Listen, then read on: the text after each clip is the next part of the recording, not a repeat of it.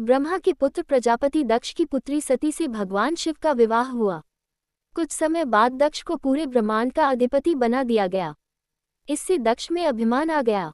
वह अपने आप को सर्वश्रेष्ठ समझने लगा। एक यज्ञ में भगवान शिव द्वारा खुद को प्रणाम न करने पर दक्ष ने उन्हें अनेक अपशब्द कहे। दक्ष ने शिव को शाप दिया कि उन्हें देव यज्ञ में उनका हिस्सा नहीं मिलेगा। ये सुनकर नंदी ने भी दक्ष को शाप दिया कि जिस मुंह से वह शिव निंदा कर रहा है वह बकरे का हो जाएगा। कुछ समय बाद दक्ष ने एक भव्य यज्ञ का आयोजन किया। उसमें सभी देवी देवताओं को बुलाया गया, पर अभिमानी दक्ष ने शिव को उस यज्ञ से बहिष्कृत कर दिया।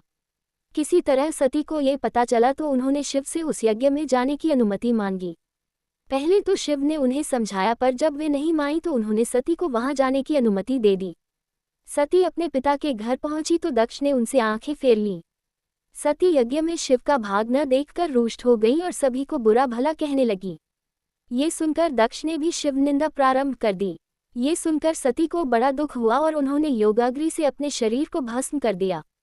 ये देखकर शिव के गणों ने दक्ष यज्ञ पर हमला कर दिया, पर देवताओं ने उन्हें वहां से भगा दिया। वे शिव के पास गए और सारी घटना सुना दी।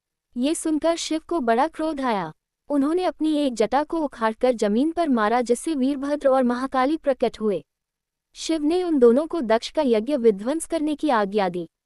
उन्होंने पल भर में ही दक्ष का यज्ञ विध्वंस कर डाला और वीरभद्र ने दक्ष का सिर काटकर उसे यज्ञ कुंड में फेंक दिया। ये देखकर देवताओं में हड़कंप मच गया और उन्होंने शिव स्तुति प्रारंभ कर दी।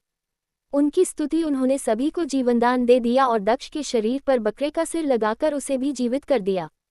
बाद में शिव की अनुमति से दक्ष ने अपना यज्ञ पूरा किया। अपनी प्रिय पत्नी के शव को लेकर शिव पूरे ब्रह्मांड में घूमने लगे। उनके प्रताप से सारी सृष्टि जलने लगी। तब विष्णु ने अपने सुदर्शन चक्र से सती के शरीर के 51 टुकड़े कर दिए। ये टुकड़े जहां जहां गिरे वहां शक्तिपीठों की स्थापना हुई। तब सती का पूरा शरीर कटकर गिर गया तो भगवान बहुत दुखी हुए और कैलाश पर जाकर एकांत में समाधि ले ली।